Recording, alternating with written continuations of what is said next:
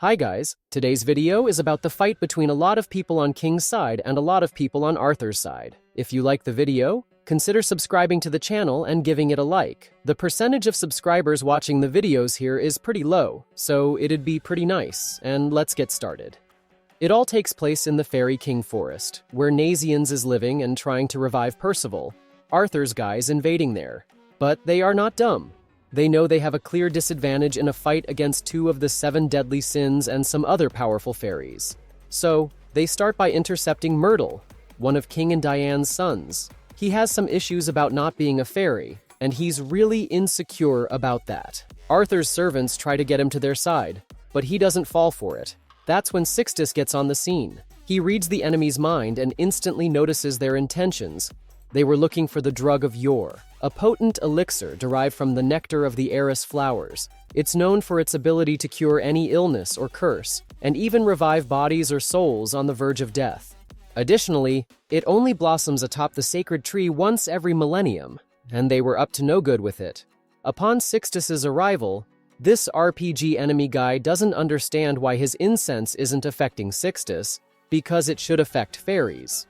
But King's son was already aware of it and had conjured a silent airflow. Sixtus and the RPG guy then proceed to throw attacks at each other, but they cancel each other out. When Sixtus powers up his attack, the enemies have already retreated. Now, a non-fight related but important moment for the upcoming fight happens. It involves Myrtle. After being protected by his brother, he and Sixtus were talking about the drug of yore and how it could help Myrtle become a fairy. But Myrtle was reluctant to believe King would give something so precious to him. At that exact moment, they go to talk to King about it, only to find the Fairy King talking to Nasciens and offering the drug to him, so he could wake Percival up, after seeing the herbalist try countless medicines to do so, and fail. Seeing all this, Myrtle collapses, because from his point of view, he didn't know Nasciens was King's son, and also, let's be honest, King should have given the drug to his other son, knowing it could have helped him. Nasciens agrees with this and refuses the drug, pointing this exact thing out to King. In his defense, we'll later find out that King isn't indeed wrong in this situation. But anyway, now Myrtle is already emotionally cooked, and that wizard from Camelot somehow notices Myrtle's intense feelings of hatred and despair, and goes to talk to him to take advantage of his fragile state. Myrtle is really pissed off, hitting the ground with his sword. That's when the Camelot evil dude gets in. Myrtle immediately interrupts him, saying he won't bargain with a total stranger like him. And he's right, look at this dude, who would trust him? But then the stranger removes his hood, and we find out he's a double-headed lizard man who suffered prejudice because of his species. Arthur accepted him and took him to live in Camelot, where he could have a peaceful life without people rejecting him because of his breed. Myrtle points out, "How did Arthur save you, since he hates every species but humans?" The lizard dude says Arthur only hates the 4 clans that continually torment the humans with war. He also verbalizes his intentions of getting the drug of yore because there must be a trap to outsiders protecting it. Myrtle is already tempted by this offer. A bad offer, by the way, but in the end, he accepts, lending help to the lizard dude in exchange for the power to dispel all his anger and despair. We get to see the result of this when Myrtle attacks his own sister, but Nasciens is there to protect her and gets punched again and again. It was all part of his plan. He injected an antidote to the drug he believed was the cause of Myrtle's behavior. Now, everything was supposed to be fine, but it was not. Nasciens is attacked once again, and he would be cooked if it wasn't for King. King tries to calm the situation by talking to his son, who speaks his mind about his fear of being kicked out of the fairy realm after he found out he was a changeling. That's when a fairy swaps a human baby for a fairy one because they think it's fun. But Myrtle isn't the focus now. It's the Wizard of Camelot, who is hiding as Myrtle's shadow and gets spotted by King. The fight is about to begin. Nasciens notices the lizard dude's chaos staff, and a sparkle of magical power appears behind him. He doesn't notice it, but we do know what it means. The lizard dude then provokes Myrtle about his insecurities regarding his parents not loving him, making him go berserk. Diane promises to handle Myrtle while King orders Sixtus to deal with the minions trying to get the drug of yore.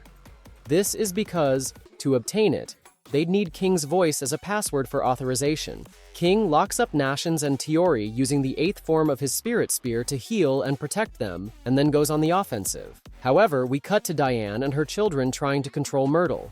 Everything they try fails to contain him. Even the guy who tries to use vines that would supposedly rip Myrtle's body apart, if he kept struggling, can't stop him. This only makes him angrier. Nasciens can't help since he's locked up, so Diane takes the front. Back to King and Sixtus. King gets attacked but isn't worried in the slightest. He uses the first form of his spirit spear to dispel all the projectiles the lizard dude threw at him, and even says he could handle him in his sleep. King activates the fourth form of his spear, while his foe activates a magical shield, which probably prevents him from dying, but he still takes a lot of damage. King mocks the lizard, saying how stupid their plan to get the drug is. The lizard reveals a secret about the cursed place on Myrtle. It won't deactivate until Myrtle's most fervent wish comes true, and the lizard believes this wish is to become a fairy or giant like his siblings. He taunts King, and then we see Myrtle again, beating everything around him while Diane stands there, apologizing to him. But it's not enough. Myrtle reveals he feels abandoned since Nasciens showed up and is their real son, the one that was swapped with him. One of Diane's children brings her sacred treasure, suggesting she use it to teach Myrtle a lesson, but she refuses. Myrtle keeps attacking her. In the end, she gets near him, gives him a hug, and explains the entire situation. She tells him they tried to give him the drug, but it's beyond the drug's capabilities to turn a human into a fairy or giant. They also tried to find his real parents, but after some time, they gave up and completely accepted him as their own son. The curse finally breaks, because Myrtle's most fervent wish wasn't to become a fairy or giant. It was to feel like he belonged to his family. Everything seems fine now, except that Myrtle needs his pills to survive the air in the fairy realm. Unfortunately, he lost the ones he had during the fight. Nasciens, who could help, is still locked inside the sphere. Diane tries to break it with a light kick to avoid hurting Nasciens and Tiorie inside, but it doesn't work. She concludes the best thing to do is to find King so he can solve the problem involving the pills and the barrier. She assigns some of her children to help Sixtus while she looks for Harlequin. Meanwhile, Sixtus is having an easy time against the minions. He gets rid of the mirages with an air current and easily defends their attacks. The three apparent mages merge into one and throw a powerful energy blast at Sixtus, but he defends again. Sixtus confidently remarks that it would suck if there were only a few of them.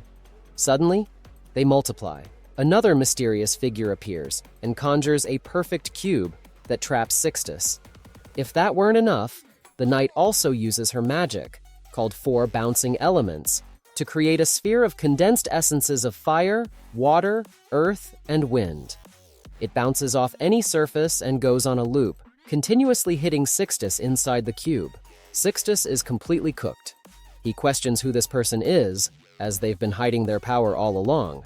We then discover this person is Worreldane, one of the four evils and one of Camelot's most powerful knights, at least in the top 5. She hits Sixtus in the belly, and elsewhere in the fairy realm, everyone senses Worreldane's sinister presence.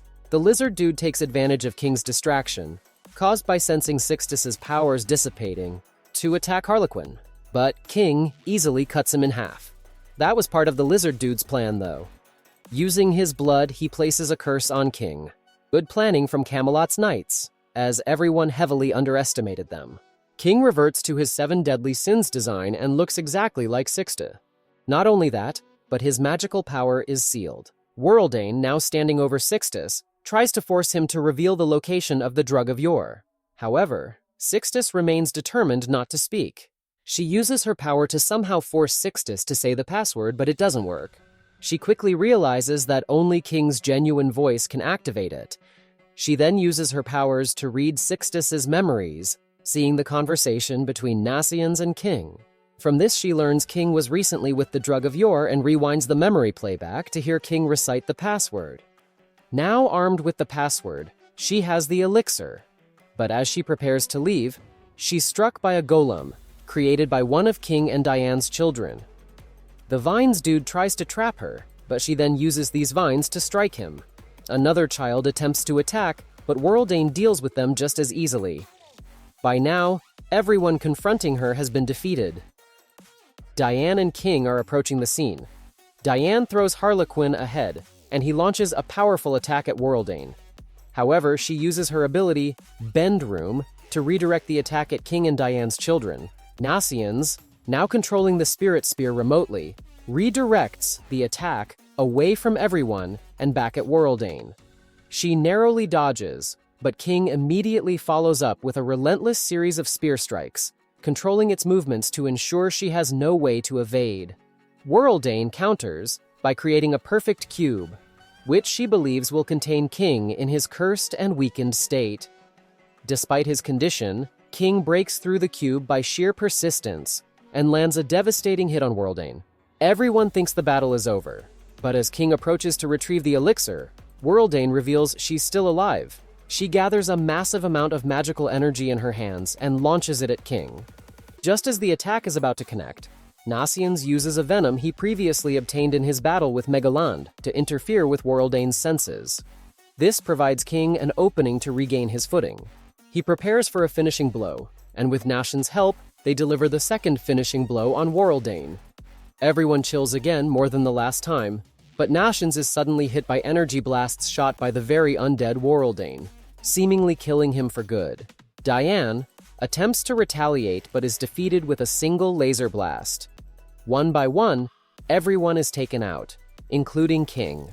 Surprisingly, Percival, thought to be dead, suddenly appears holding Nasciens, who is completely healed, as well as the others.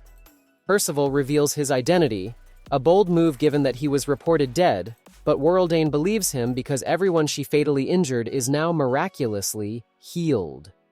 She attacks Percival and Nasciens with lasers, but Percival deflects them with his magic sword. He charges at Worreldane, and as she prepares to unleash her most destructive magic, Dark Destroy, Percival uses his move, Nadula Gamala, to remove her makeup and kill her human side. She admits she underestimated him, but before she can retaliate, King, now restored thanks to Percival healing the lizard dude and undoing the curse, strikes her down once more. This time, the attack is final. Worreldane is completely defeated, and the fight has come to an end. If you watched this long, please don't forget to subscribe to the channel and give it a like, and that was it for today.